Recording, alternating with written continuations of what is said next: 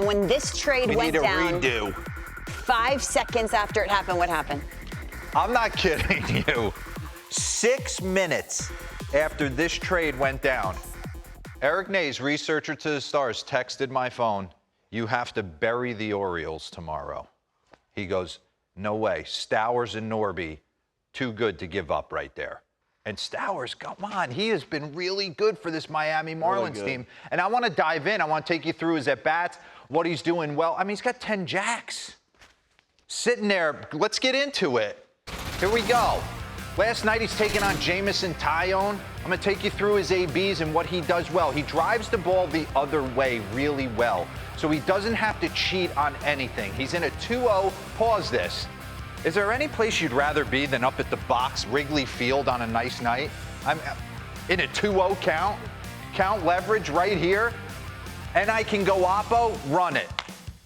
Doesn't have to cheat. There's no gaps in Wrigley. Stays on a little backdoor get-me-over cutter from Jameson Taillon and goes opposite field bridge. Comes up second time, all right? They all build off each other every at-bat. Backdoor breaking ball, great pitch. Now throw me the changeup off that. Now I'm 0-2. Now come heater in. Now pause this. Now I'm saying to myself, I used to guess pitches. I know a lot of guys are always on the heater, and I get that. Chipper Jones taught me to attack it a little bit differently. Guys will fall into patterns. So right there, he goes nasty backdoor breaking ball. Then he goes dead fish changeup off that, right? Two soft stuff away. Now he goes hard cutter in. So my thought process would be, he's coming with a two-seamer tunneled off the cutter. Let's see if Josh... But Kyle, I promised myself I wouldn't do that. Thinking the same thing. And Kyle Stowers is all over it and drives it out. Now he's sitting on 2 homers, and let's mix in a triple just for good measure. Ooh. The ability to drive the ball the other way is what's keeping him just on everything. He's gotten off to a great start for this team. I love his side angle. It's a simple move. Run that back for me. He's really into his legs at address, minimal hand movement.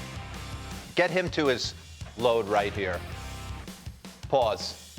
I mean, he is stacked into his backside, right? Why do you leg kick and why do you toe tap and do all those things? You want to engage the backside.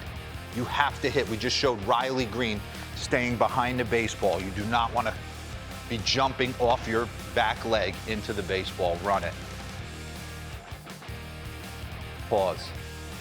Now everything comes off the inside of that back knee, back hip. He's going to take the bottom hand to the baseball and deliver a blow.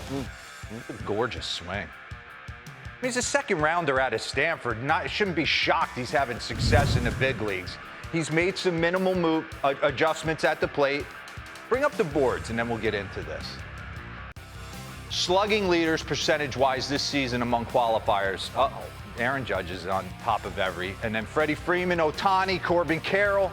Look at this list. Oscar, Bregman, Alonso, Schwarber, some of the best players in the game, and Kyle Stowers right there at 571.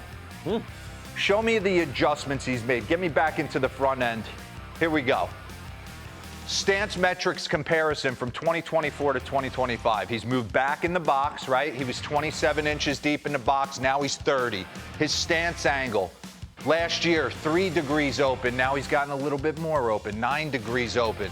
Intercept, we all know what intercept versus the front of the plate is. No, we don't. Let's go over it. No, we don't.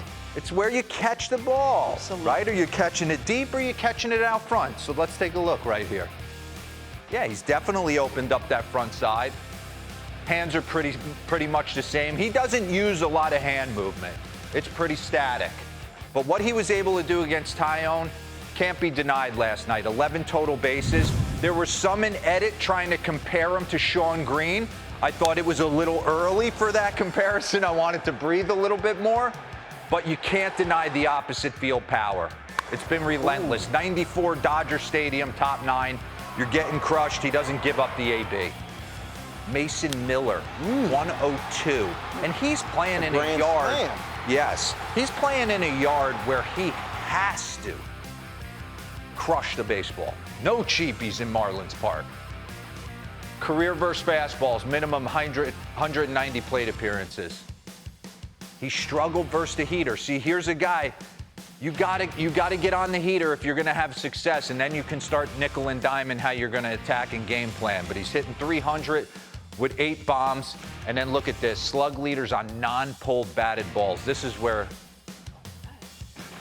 James Wood, we've seen him. Logan O'Hoppe jumps on this board, but you got Alonso, Ohtani, Aaron Judge. Power to the other way, allows you to stay back and not cheat on anything. Kyle has gotten off to a great start. I mean, he's looking like the representative for the Marlins in the Midsummer Classic. I learned 5 things in that, DeRo. That was awesome.